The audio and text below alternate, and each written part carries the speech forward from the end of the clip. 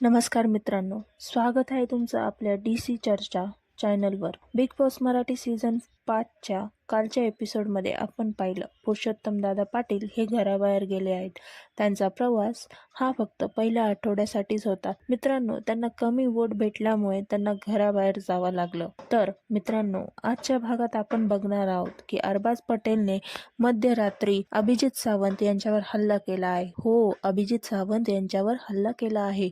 याचाच अर्थ असा की दोघांचं कडाक्याचं भांडण झालेलं आहे। छोट्या छोट्या गोष्टीवरनं अरबाजने अभिजित सावंत यांच्यावर हल्ला केला आहे। मित्रांनो, निकी आणि जान्हवी यांना रितेश सरांनी चांगलीच खरडपट्टी दिली असली तरी निकी आणि जान्हवी दोघीही आहे तशाच पहिल्यासारखं वागतात आहे, हे आपल्याला आजच्या एपिसोडला बघायला भेटेल। मित्रांनो, दुसऱ्या ठिकाणी निकीचं आणि अरबाजचं देखील खूप मोठं भांडण झालं आहे।